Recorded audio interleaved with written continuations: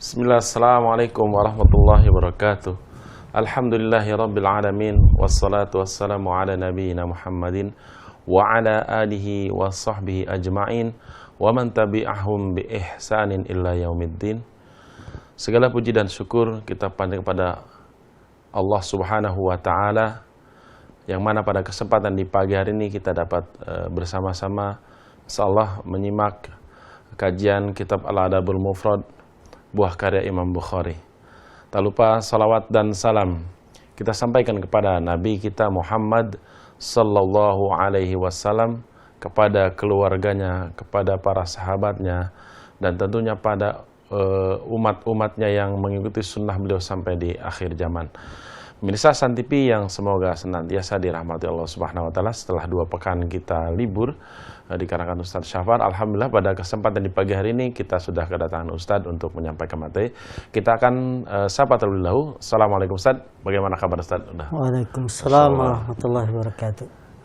Insyaallah pada kesempatan di pagi hari ini kita akan memasuki materi pembahasan hadis ke-498, yaitu berita gembira bagi yang tertimpa musibah.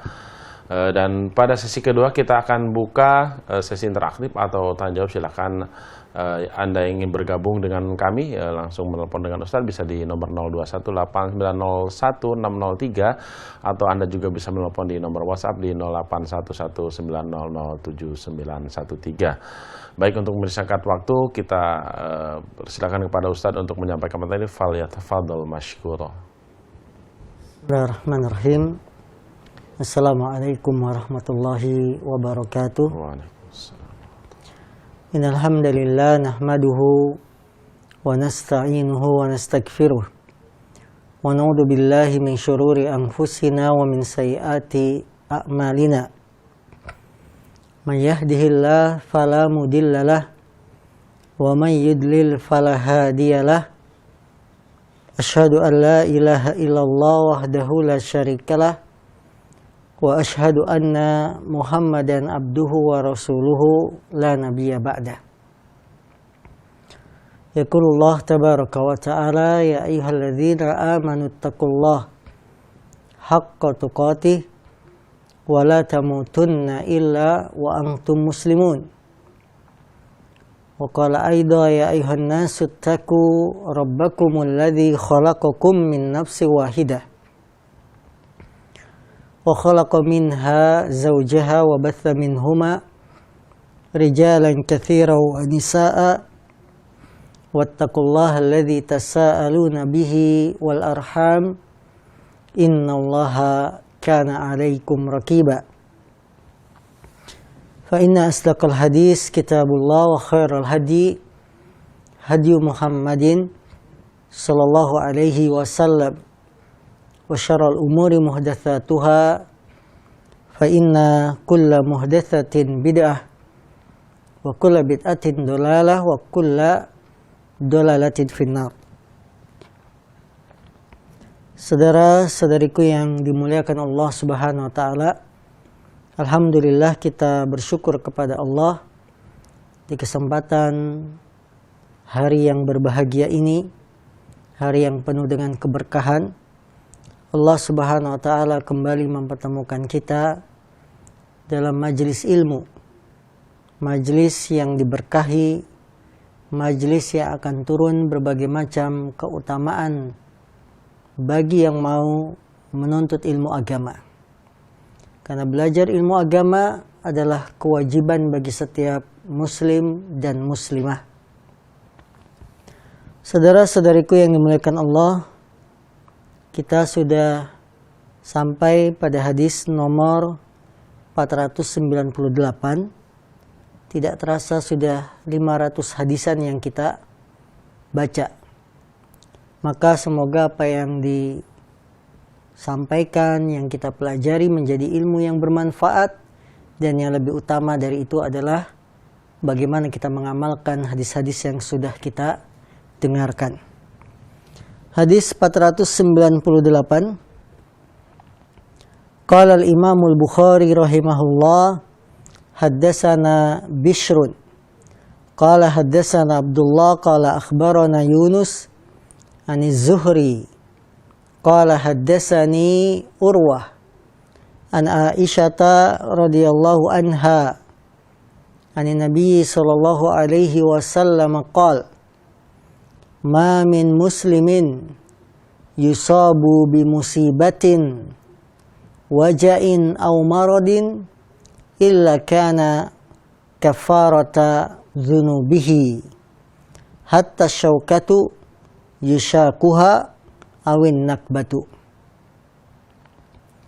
Dari Bunda Aisyah, semoga Allah meridhoinya, bahwasanya Nabi Shallallahu Alaihi Wasallam bersabda, tidaklah seorang Muslim ditimpa dengan musibah, baik luka atau sakit, kecuali akan menjadi penghapus dosa-dosanya, sampai sekalipun duri yang menusuknya atau gangguan yang melukai badannya. Hadis dikeluarkan oleh Imam Bukhari dan Muslim. Saudara-saudariku yang dimuliakan Allah, ini merupakan kabar gembira berikutnya bagi yang tertimpa musibah. Apakah bentuk musibahnya adalah sakit, ataukah musibahnya adalah luka, atau secara umum musibah yang menimpa seorang muslim, baik pada keluarganya, baik pada dirinya sendiri, atau pada kaum muslimin pada umumnya. Sebagaimana kita dengar berita akhir-akhir ini, saudara-saudara kita di daerah Sukabumi sedang ditimpa musibah dengan banjir, longsor, atau daerah lain. Musibah apapun bentuknya, di sana di balik kesulitan, penderitaan yang dialami oleh saudara-saudara kita, ada hikmah yang besar. Ada berita gembira yang bisa kita sambut. Apa berita gembira tersebut? Nabi bersabda, illa kana kafarata dzunubihi. Kecuali musibah tersebut akan menjadi penghapus dosa-dosa dan kesalahannya. Tidak ada di antara kita kecuali punya dosa. Tidak ada di antara kita kecuali kita punya kesalahan. Bahkan kita banyak salahnya. Demikian yang ditegaskan oleh Nabi kita Sallallahu Alaihi Wasallam ketika beliau bersabda, kullu bani Adam khata' wa khairul khata'ina tawwabun. Setiap anak Adam banyak melakukan kesalahan, dan sebaik-baik orang yang banyak melakukan kesalahan adalah yang bertaubat. Kita semua bersalah, tapi Allah tidak membiarkan begitu saja. Kita semua punya dosa, tapi Allah tidak membiarkan begitu saja dosa kita menumpuk.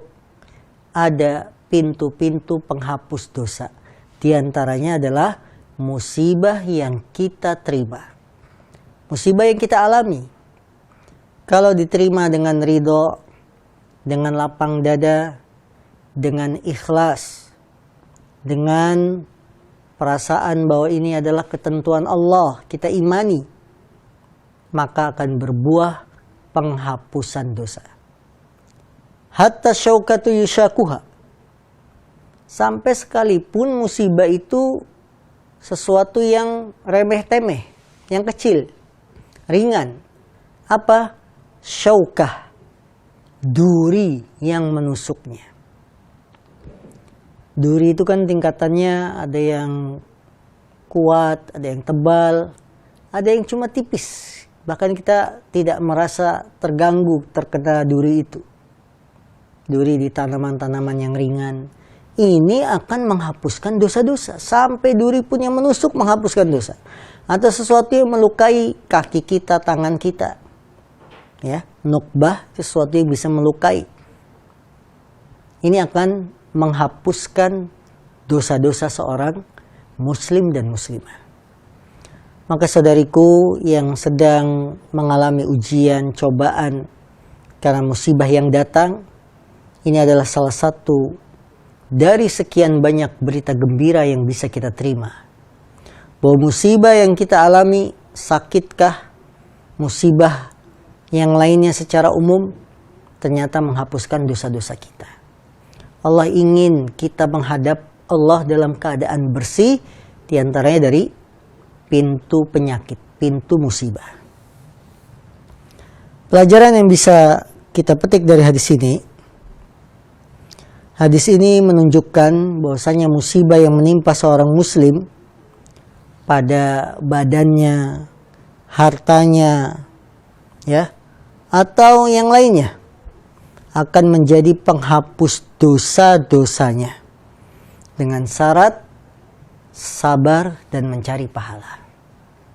Musibah yang menimpa kita pada badan, sakit, ya, badan kita misalkan perubahan cuaca, pancaroba menyesuaikan sehingga muncul demam, muncul panas dingin, meriang dan seterusnya. Ujian pada badan. Atau kaki kita menusuk duri atau yang lainnya pada badan kita.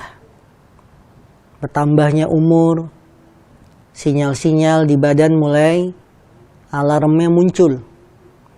Alarm di kaki sudah mulai kesemutan dan lain-lain. Itu musibah. Penyakit yang menimpa pada badan kita akan menghapuskan dosa.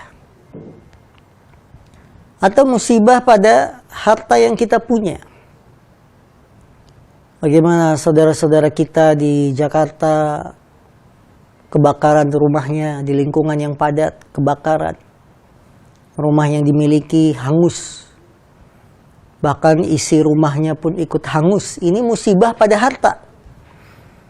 Belum lagi yang punya harta ditipu, investasi bodong dan seterusnya. Musibah pada harta. Ini pun menghapuskan dosa. Tapi dengan syarat kita sabar dan mencari pahala. Atau musibah pada kendaraan kita. Ban bocor sehingga harus perjalanan ditunda, memperbaiki dulu, ganti ban dan seterusnya. Atau bahkan harus dibawa ke bengkel di tengah jalan mesin mogok. Musibah pada kendaraan. Maka semuanya akan menghapuskan dosa. Kalau kita cari pahala dari musibah tersebut. Kalau kita bersabar, tidak malah mengeluh, memberontak, tidak terima, maka ini bukan mendapatkan pahala, tapi malah dosa yang kita dapat. Jadi hadis ini sangat jelas bahwa tidak ada satupun musibah yang dialami seorang muslim, seorang muslimah, kecuali penghapus dosanya. Dan perlu diketahui, dosa di sini maksudnya adalah dosa-dosa kecil. Kesalahan-kesalahan yang derajatnya dosa kecil, bukan dosa besar. Karena dosa besar, apabila ingin dihapus, maka dia harus taubat. Tidak bisa dengan seperti musibah yang dialaminya. Musibah yang kita alami menghapuskan dosa-dosa kecil. Dan betapa banyak dosa kecil yang kita lakukan. Yang kedua, pelajaran yang bisa kita petik juga dari hadis ini,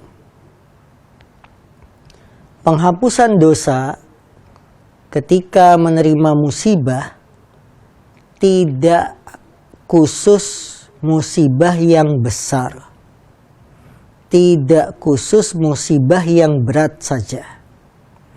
Musibah yang kecil juga, apabila mengenai kita, dia pun dapat menghapuskan dosa. Duri. Kita kena duri alang-alangan, kecil sekali, tapi bisa menghapuskan dosa.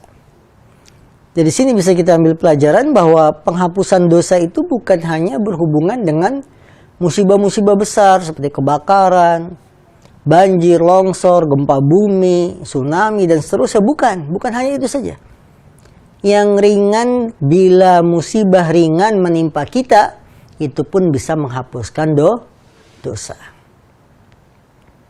Misalnya sakit pada badan. Tidak harus penyakit-penyakit berat yang menghapuskan dosa. Penyakit kecil ya, kita demam ringan, ya, panas sedikit, anget, bisa menghapuskan dosa. Karena Nabi dalam hadis ini mengatakan, hatta syaukatu yushakuha, sampai duri yang menusuknya, yang itu merupakan ringan, bisa menghapuskan dosa. Karena itu saudara-saudariku yang dimuliakan Allah, apapun musibah yang kita alami, ringan atau besar, semuanya menghapuskan dosa. Berat atau ringan, kecil atau besar, semuanya menghapuskan dosa seorang muslim. Maka bersyukurlah kepada Allah. Ternyata Allah ingin memberikan kebaikan pada kita.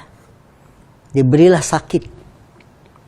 Misalkan seorang mulai lupa kepada Allah, mulai sibuk dengan dunianya, tegur sedikit, dikasih demam, akhirnya tidak bisa beraktivitas, hanya di rumah. Ini teguran agar dosanya yang lalai bisa kembali kepada Allah Subhanahu wa ta'ala.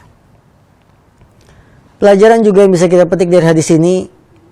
Hadis ini menunjukkan besarnya kasih sayang Allah kepada hambanya, kepada kaum muslimin, kaum mukminin,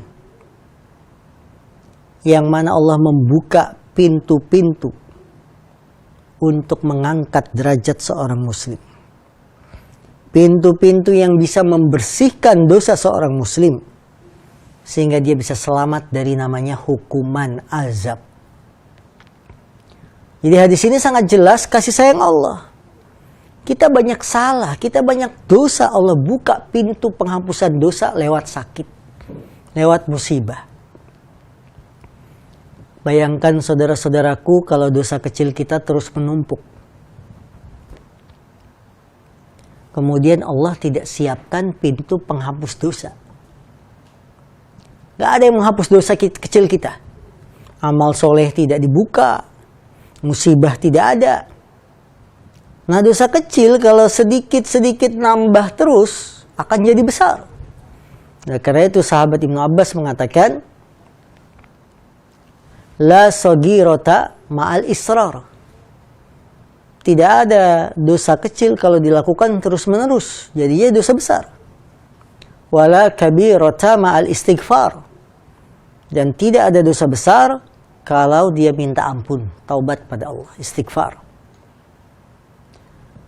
Nah, ketika Allah buka pintu penghapusan dosa, ini menunjukkan kasih sayang Allah kepada para hamba. Allah sayang sama kita. Allah buka pintu penghapusan dosa.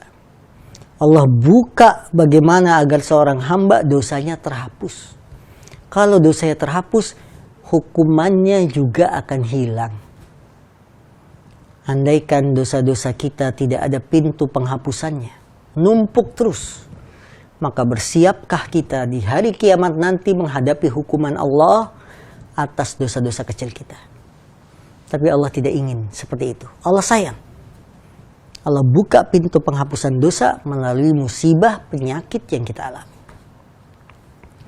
Karena itu saudaraku, kurang apa pencipta kita Rabbul Alamin?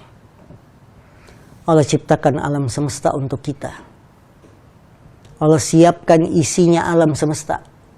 Ketika Allah menciptakan bumi langit, tidak hanya bumi langit, isinya disiapin. Di bawah bumi ada air, di bawah bumi ada minyak, di bawah bumi ada apa lagi? Barang-barang tambang. Yang ini jadi sumber penghidupan. Bagaimana satu negara menjadi negara maju gara-gara menemukan sumber minyak mentah. Bagaimana satu wilayah menjadi makmur gara-gara ditemukan barang-barang tambang. Allah sayang sama kita, Allah ciptakan kita, Allah siapkan semua sarana agar manusia bisa hidup. Bumi yang Allah ciptakan, tanahnya dibuat subur. Dengan turunnya hujan, tanaman-tanaman tumbuh subur, bisa jadi makanan bagi manusia. Itu secara fisiknya. Kemudian manusia menjalani kehidupan di dunia pasti ada salah. Allah siapkan lagi pintu penghapusan kesalahan. Pintu penghapus dosa Allah siapkan. Di sana ada amal soleh yang bisa menghapus dosa kecil. Di sana ada penyakit musibah yang bisa menghapus dosa kecil. Dan seterusnya. Maka jangan ragu bahwa pencipta kita Rabbul Alamin sangat penyayang kepada para hamba. Bahkan kasih sayang yang Allah turunkan hanya 1 dari 99 kasih sayang yang Allah miliki. 1 Allah turunkan saja sudah bisa membuat manusia nyaman, hidup dengan ketenangan. 1 kasih sayang. Ya, dengan 1 kasih sayang ini kita bisa menyayangi sama kaum muslimin, menyayangi istri, menyayangi anak, menyayangi saudara dan seterusnya. Maka tinggal kewajiban kita beribadah kepada Allah yang telah menyiapkan semua nikmat bagi para hamba. Maka kita sadar diri untuk beribadah kepada Allah. Ya ayyuhalladzina amanu antumul fuqara ilallah. Wahai orang yang beriman, antumul fuqara, kalianlah yang butuh ilallah, kepada Allah. Bukan Allah yang butuh kepada kita. Allah memerintahkan kita salat, ibadah, bukan Allah butuh sama kita, tapi kita yang butuh. Butuh kepada Allah, butuh ampunannya, butuh kasih sayangnya. Hadis 499. Hadatsana Makki qala hadatsana Al-Ju'aid ibnu Abdurrahman an Aisyah binti Sa'din anna abaha qala istakaitu bi Makkah saqwa syadidatan wa ja'a an-nabiy sallallahu alaihi wasallam ya'uduni faqultu ya Rasulullah inni atruku malan wa inni lam atruk illa ibnatan wahidatan afa usi bisulusai mali wa atruku sulus qala la qala usin nis wa atruku lahan nis qala la qala fa ausi bisulus wa atruku lahat thuluthain qala ath-thuluthu wa ath-thuluthu kathir thumma wada'a yadahu ala jabhati thumma masaha wajhi wa batni thumma qala Allahumma shfi Sa'dan wa atimma lahu hijratahu qala fama ziltu ajidu barda yadihi ala kabidi fima yukhalu ilayya hatta as-sa'ah.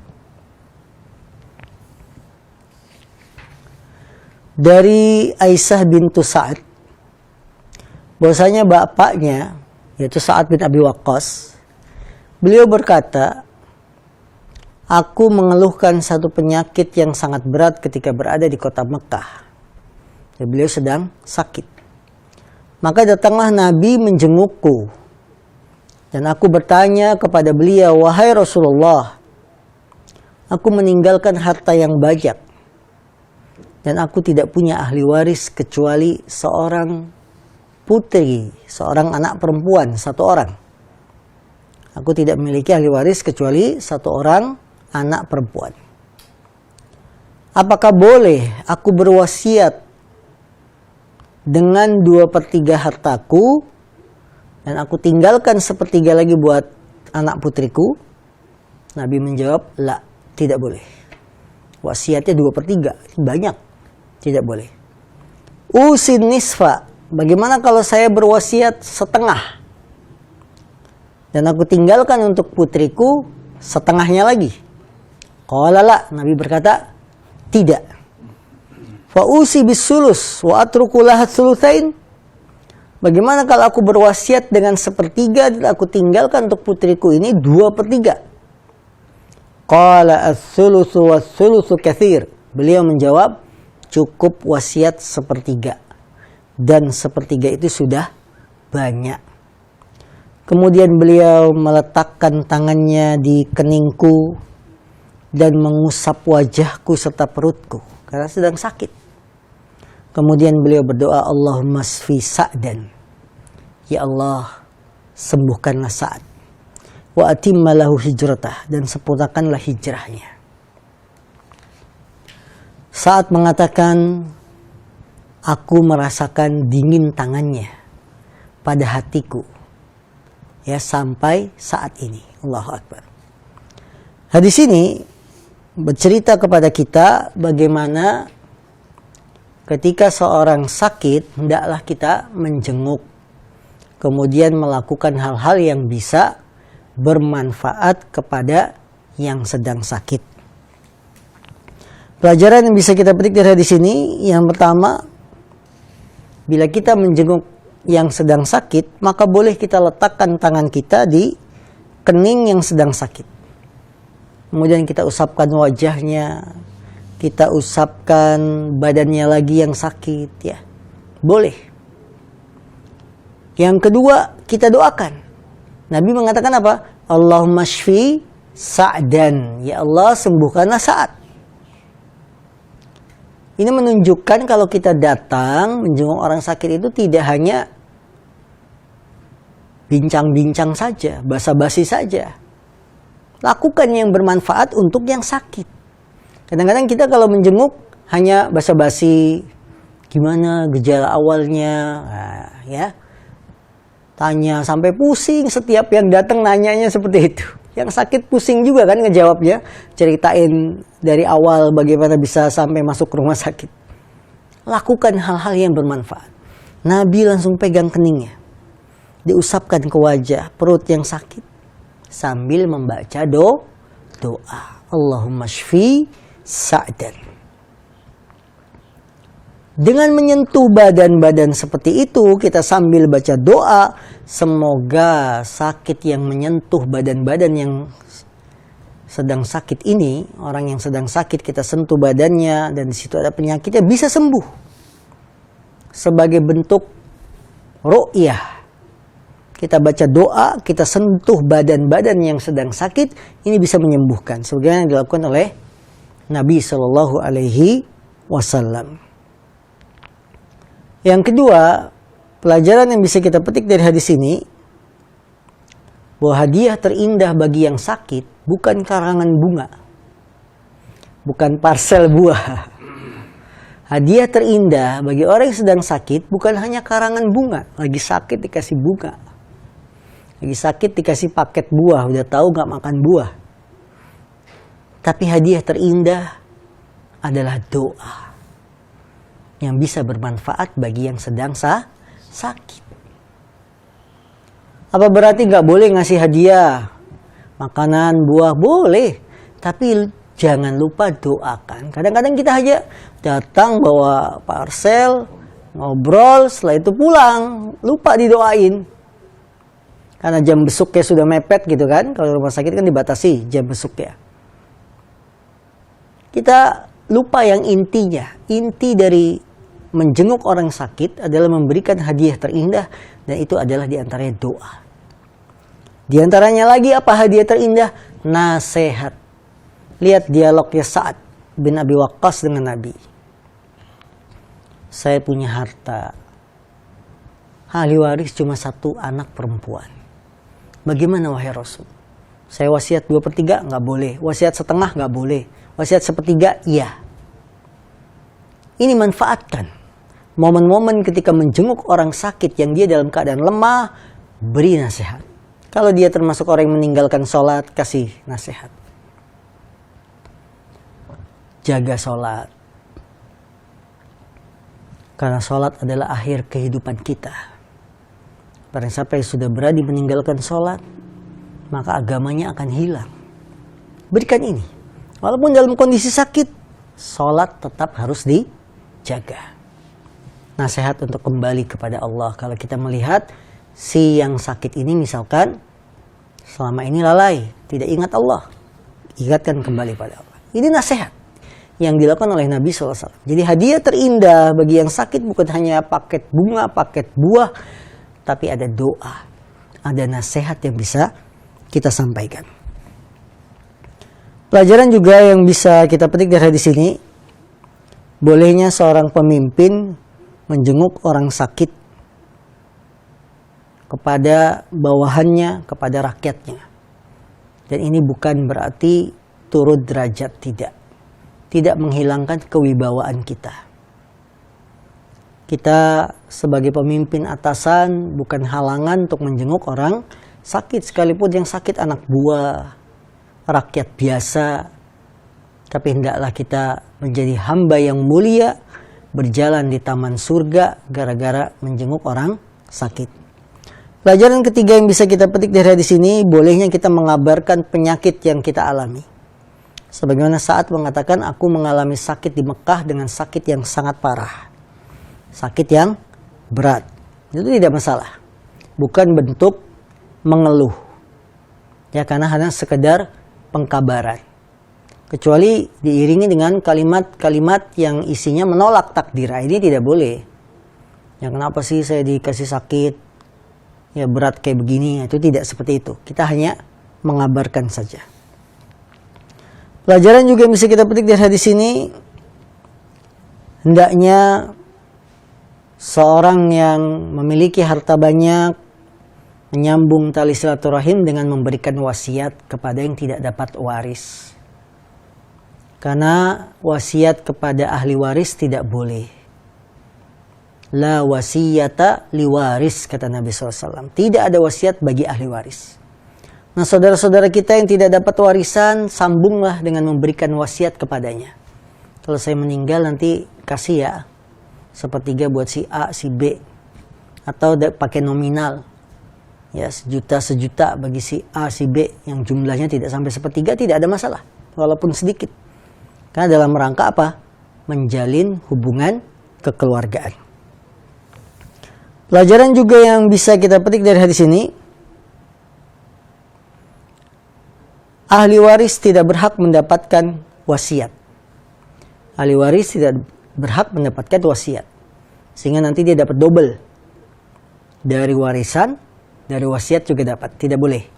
Jadi wasiat itu untuk selain ahli waris. Ya. Selain ahli waris. Pelajaran berikutnya yang bisa kita petik dari hadis ini, wasiat untuk selain ahli waris tidak boleh lebih dari sepertiga. Wasiat untuk selain ahli waris tidak boleh lebih dari sepertiga. Karena sepertiga kata Nabi, wassulus kathir. Sepertiga itu sudah banyak. Pelajaran juga bisa kita petik dari hadis ini, hendaknya kita perhatian terhadap ahli waris. Meninggalkan harta yang terbaik untuk ahli waris. Karena itu dalam hadis yang lain Rasulullah mengatakan, innaka antada'a warasataka agniya'a khairun laka min antadarahum yatakaffafuna anin nas. Sungguh engkau tinggalkan ahli warismu dalam keadaan agniya, kaya. Itu lebih baik daripada engkau tinggalkan mereka dalam keadaan meminta-minta kepada manusia. Allahu Akbar. Karena itu kita nggak boleh wasiat lebih dari sepertiga. Lebihnya dari sepertiga udah untuk ahli waris. Karena kita tinggalkan ahli waris kita dalam keadaan kaya, cukup, itu lebih baik daripada mereka berkeliling minta-minta sama manusia ketika kita sudah tidak ada. Di sini terdapat isyarat agar kita bekerja keras. Ada yang ditinggalkan untuk ahli waris kita, istri, anak.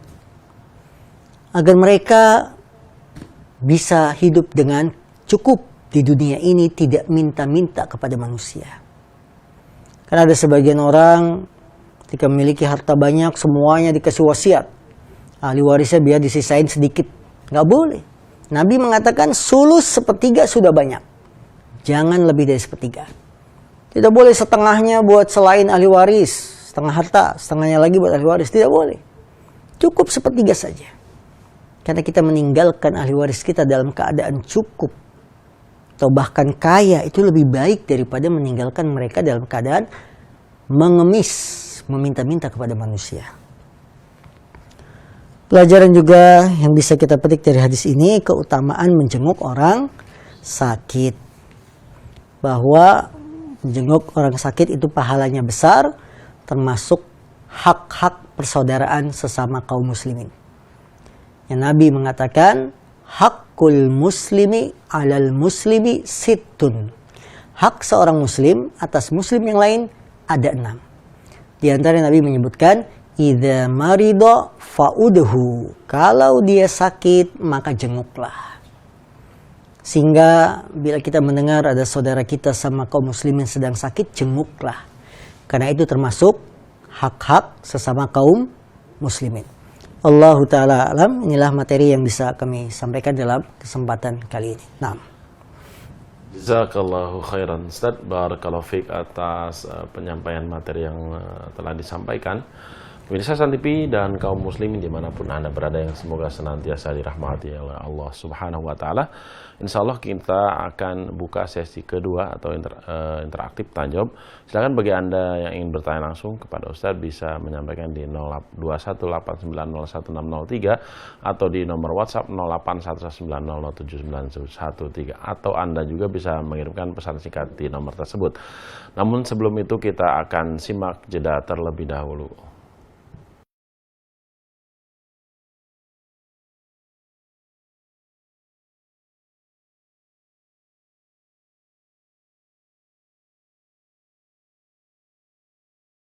Bismillahirrahmanirrahim. Assalamualaikum warahmatullahi wabarakatuh. Alhamdulillah, program Talaqi, Tahsin Tilawah dan Qiraah Al-Quran Interaktif di Hasan TV yang kita cintai ini kembali hadir dengan pembahasan kitab yang baru, yaitu Qasidah Al-Khalqani, atau biasa yang disebut dengan Qasidah Abi Muzahim allati qalaha fil Qurra'i wa Husnil Ada, karya Al-Imam Abu Muzahim Musa bin Ubaidillah Al-Khalqani rahimahullah ta'ala. Kitab ini sangat spesial dikarenakan para ulama menyimpulkan bahwa kitab ini adalah karya pertama di bidang ilmu tajwid. Sebagaimana komentar daripada Al-Imam Ibnul Jazari, huwa awwalu man sannafa fit tajwid. Beliau, yaitu Imam Abu Muzahim, adalah orang yang pertama kali mengarang karya di bidang ilmu tajwid. Maka karya ini adalah karya pertama di bidang ilmu tajwid. Pentinglah bagi kita para pembelajar ilmu tajwid, pembelajar Al-Quran, ataupun para pengajar Al-Quran untuk mempelajari, mengambil faedah dari kitab yang sangat spesial ini, dikarenakan di dalamnya banyak sekali terkumpul faedah-faedah, dimulai dari adab kita selaku para pengemban Al-Quran yang mempelajari dan juga mengajarkan Al-Quran, juga berisi tentang nasihat-nasihat dan juga biografi imam qiraat, kemudian juga berisi tentang ilmu tajwid tentunya. Maka jangan sampai ketinggalan. Silahkan antum standby setiap hari Jumat jam 16 waktu Indonesia Barat sampai selesai. Insya Allah kita akan bahas secara tuntas kitab ini, dan juga ada sesi talaqi, kita perbaiki bacaan Al-Quran kita. Silahkan bagi para ikhwan, khusus laki-laki yang ingin menyetorkan bacaannya dan dikoreksi bacaannya untuk bisa interaktif, dan jika ada yang ingin bertanya terkait dengan Al-Quran, maka insya Allah kita akan berikan jawabannya selama kita mengetahuinya, insya Allah. Demikian, barakallahu fikum. Wassalamualaikum warahmatullahi wabarakatuh.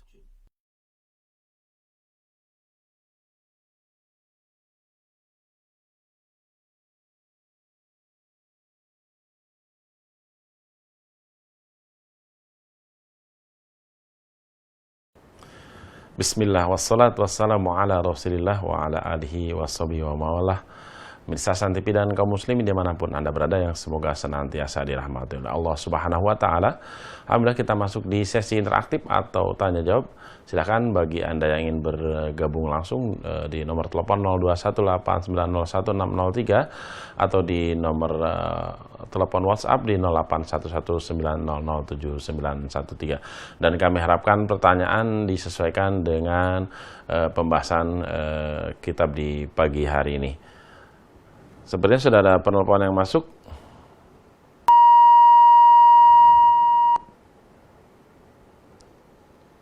Oh, sepertinya terputus ya.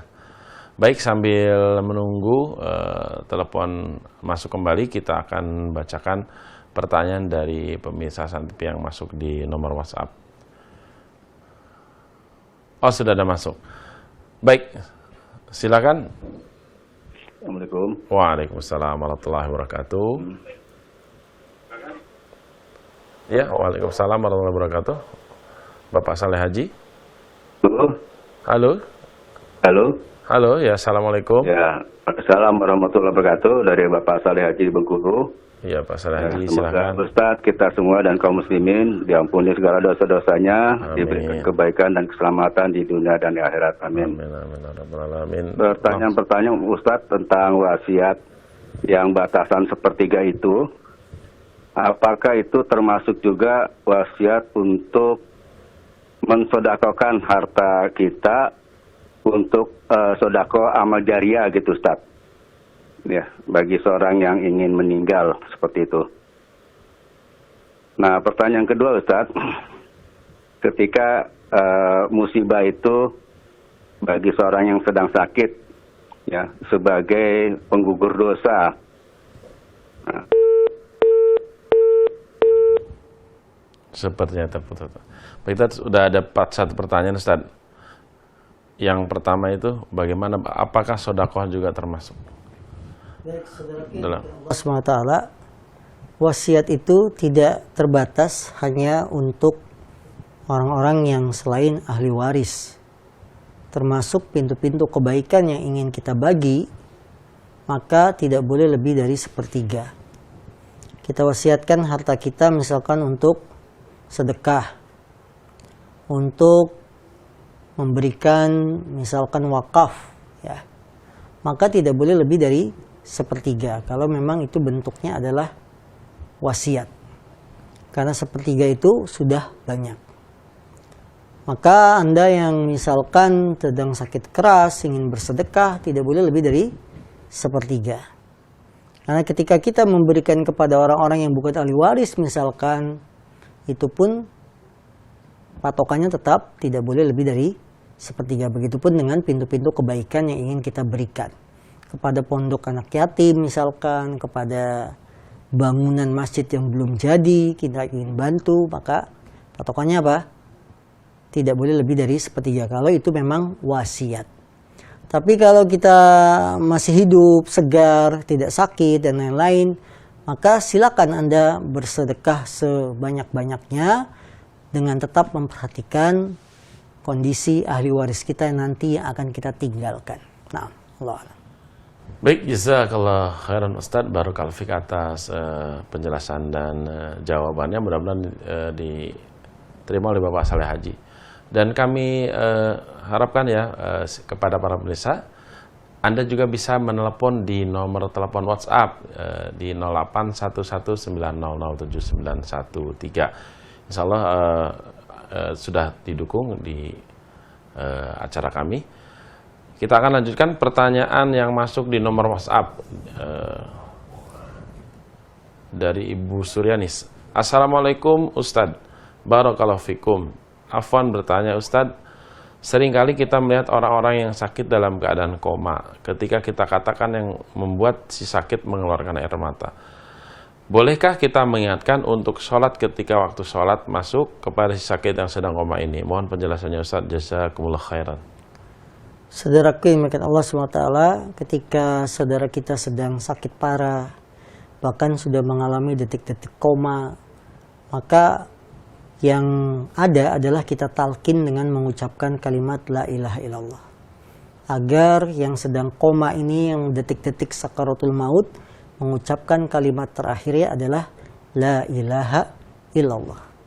Karena barang siapa yang mengucapkan kalimat akhir la ilaha illallah, dia akan masuk surga.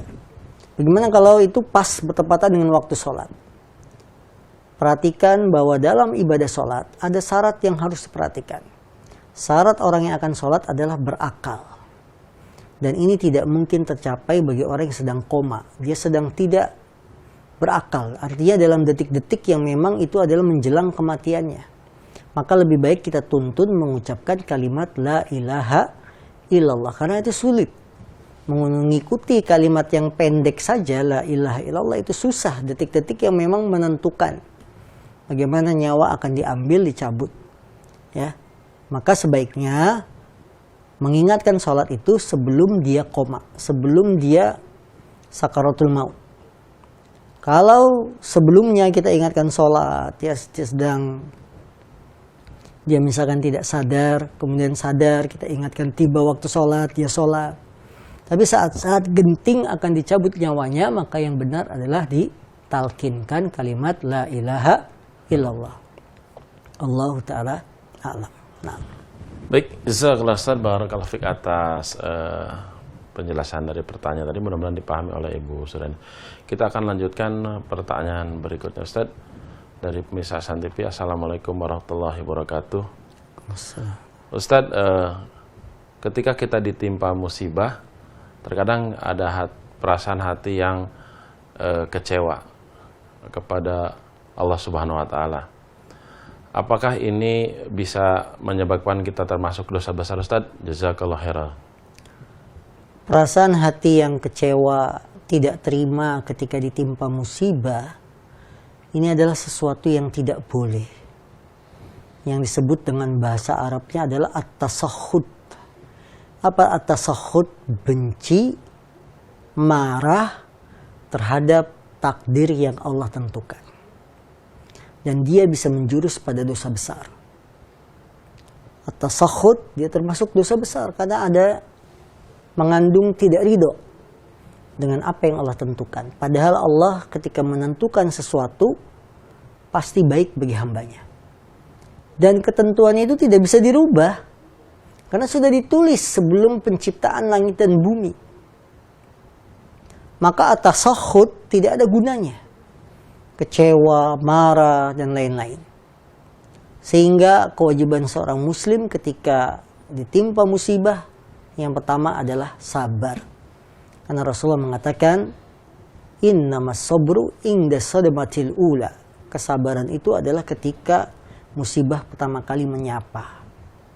Setelah itu kita ridho, ini ada ketentuan Allah, mau apa lagi saya?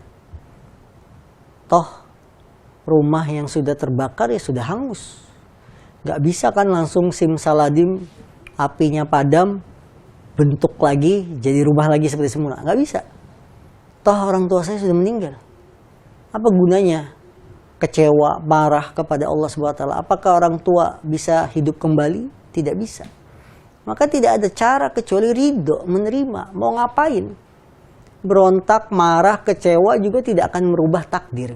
Justru menambah kesedihan. Sehingga at-tasakhut, tidak ridho dengan ketentuan Allah, dosa besar. Sehingga tugas kita hanya bersabar, ridho, dan mencari pahala terhadap musibah yang kita alami. Nah. Masya Allah, jazakallah Ustaz, barakallahu fiik atas penjelasan dan nasihatnya. Mudah-mudahan bisa dipahami oleh penanya. Pemirsa Hasan TV dan kaum muslimin dimanapun Anda berada, yang semoga senantiasa dirahmati Allah Subhanahu wa Ta'ala. Tak terasa hampir 1 jam kita membersamai Anda di kajian Adabul Mufrad ini. Semoga apa yang hari ini kita dapat, yaitu ilmu yang didapat dari kajian ini, menjadi ilmu yang bermanfaat untuk kita semuanya dan dapat kita terapkan di dalam kehidupan kita sehari-hari. Tak lupa kami ucapkan jazakallahu khairan Ustaz, barakallahu fiik atas ilmu yang disampaikan. Semoga semakin memberkahi kita semua, maksudnya semakin berkah ilmunya dan bisa ditularkan kepada kita semuanya. Mirsa Hasan TV dan kaum muslimin dimanapun Anda berada, yang semoga senantiasa dirahmati Allah Subhanahu wa Ta'ala. Kami mengajak kepada Anda untuk berpartisipasi mendukung dakwah Hasan TV, yaitu Hasan Muslim Media Indonesia. Silakan bagi Anda yang berkeluangan harta bisa menginfakkan sedekah infak terbaiknya kepada Hasan TV. Silakan bisa disalurkan di nomor rekening yang tertera di layar kaca. Semoga apa yang Anda kontribusi untuk dakwah ini menjadikan pahala yang berlipat ganda dan menjadi pemberat timbangan di yaumil akhir. Kami sampaikan juga permohonan maaf jika di dalam menyampaikan acara ini masih banyak kekurangan. Kita tutup dengan kafaratul majlis. Subhanakallah bihamdika asyhadu alla ilaha illa anta astaghfiruka wa atubu ilaik. Assalamualaikum warahmatullahi wabarakatuh.